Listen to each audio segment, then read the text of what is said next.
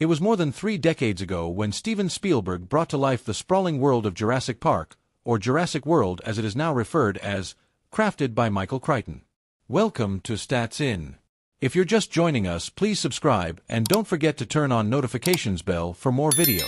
Since then, there has been no looking back, and now we are stepping into yet another era in the franchise with the upcoming Jurassic World Rebirth. Starring the likes of Scarlett Johansson, Jonathan Bailey, and more, the upcoming 7th installment is more than just about dinosaurs, but it is a cinematic homage to the visionary who started it all. The upcoming installment in the Jurassic franchise, Jurassic World Rebirth, is a cinematic tribute to the man who started it all, Steven Spielberg.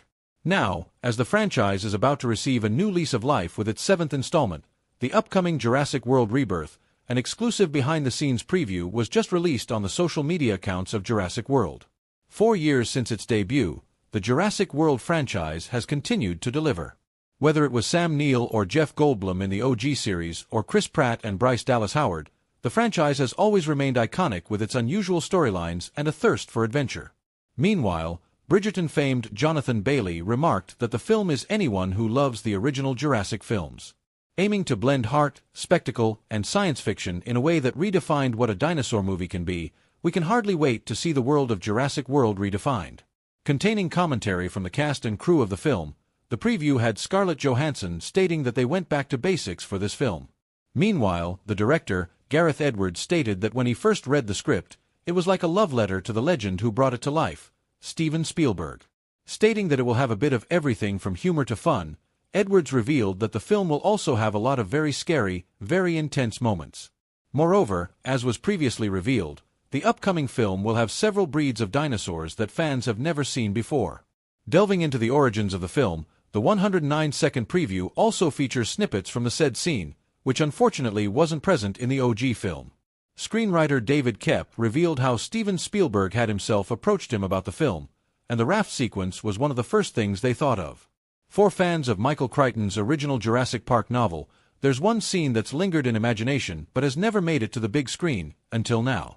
If you have been a fan of the franchise since the start and have read Crichton's brilliant work, then you can figure it out. It is the legendary T-Rex raft sequence we're talking about. One of the first things Steven and I said was, we got to get that raft sequence in someplace. There was a sequence from the first novel that we'd always wanted in the original movie, but didn't have room for. We were like, hey, we get to use that now. Koepp also revealed that the raft sequence isn't the only thing he took from Crichton's novels, but fans can expect to spot several more scenes and details that haven't been used in the movies till now. Well, Spielberg's enduring passion for Crichton's work and his desire to finally honor that iconic scene speak volumes about the upcoming film's direction. A return to roots, driven by awe, terror, and storytelling ambition. Johansson opened up about the film in an old interview, talking about the notion that this film was Alan's steamiest film. Welcome to Stats In. If you're just joining us, please subscribe and don't forget to turn on notifications bell for more video. Steamiest or not, the film was Alan's one of the highest-grossing films at the time. Cruise won the Academy Award for Best Supporting Actress and the film won the Golden Globe for Best Film, Musical or Comedy. Scarlett Johansson collaborated with Woody Allen for the 3rd time in Vicky Cristina Barcelona. The film tells the story of Vicky and Cristina, played by Rebecca Hall and Johansson, who get entangled with Javier Bardem's Juan. The film had some intimate scenes involving Johansson, Bardem, and Penelope Cruz. Scarlett Johansson joined forces with the likes of Javier Bardem, Rebecca Hall, and Penelope Cruz to make the steamiest PG-13 film. In the film, Cristina and her friend Vicky have different ideas about love. When Javier Bardem's Juan puts an offer in front of them, Cristina is quick to take it. She enters into a threesome relationship with Juan and his unhinged ex-wife, played by Penelope Cruz. When asked about how Alan pulled off such intricate scenes without showing anything, Johansson shared that it was all because of the chemistry between the characters and the actors. She shared that the steaminess in the film comes from this chemistry since the film did not show anything explicit. The film only showed people kissing, and Johansson admitted that nothing about the film was too crazy. However, fans were really invested in the characters, which even surprised the actress. She shared with Collider. Woody Allen's Vicky Cristina Barcelona is a PG-13 film, but Scarlett Johansson admitted that Alan managed to bring steaminess to the screen without showing anything explicitly. Speaking to Collider, she shared her experience playing the character of Cristina in the film, a nonconformist, spontaneous young woman. Scarlett Johansson was surprised to learn that the press was calling Vicky Cristina Barcelona Woody Allen's steamiest film. She shared that it was not like Allen was trying to imitate Bernardo Bertolucci, the director of 1900 and The Dreamers. She shared that Allen was too conservative and was respectful of the relationship between the characters. Johansson shared, "The idea of like Woody Allen's steamiest film is so ridiculous to me, laughter. It's not like it's Bertolucci or something. I mean, it's like, I don't know, he's so conservative with that kind of thing. It is sweet, and I think he's quite respectful of the relationship." After its premiere in 2008, the film hit theaters in Spain and North America. The film earned $96 million against a budget of $15 million via Box Office Mojo.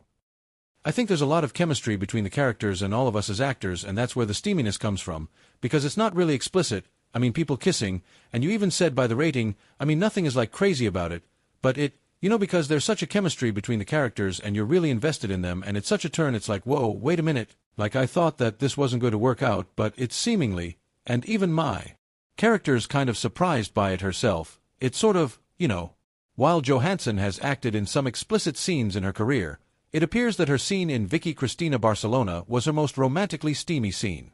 Black Widow might finally be making her way back to the Marvel Cinematic Universe after her death in Avengers: Endgame. Welcome to Stats In. If you're just joining us, please subscribe and don't forget to turn on notifications bell for more video. The director of the film, Jake Schreier, had some very specific ideas about how the Thunderbolts should reference the events of Black Widow and the emotional investment that the audiences had therein. Natasha's story in the MCU has been one that has been very emotionally wrought with grief and redemption, as seen through all the films that the character has been a part of. Speaking with SFX magazine, he said, Black Widow was able to delve into the history of Scarlett Johansson's Natasha Romanoff, which introduced audiences to characters like Yelena Belova, the Red Guardian, and Taskmaster. The Thunderbolts seem to be following up on the story of Yelena Belova, and a bunch of other characters as well. Long has it been speculated that the film is going to include Romanoff herself, who could return after her death in Avengers: Endgame. However, while the character might not literally be returning to the story, Jake Schreier has revealed that the film is going to rely a lot on what the character and her supporting cast were able to build.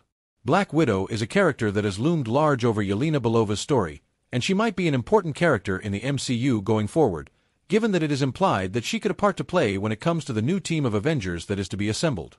While she will be serving on a team headed by Valentina Allegra de Fontaine, it is not a stretch of the imagination that she might end up siding with Sam Wilson when it comes to assembling a new team of Avengers.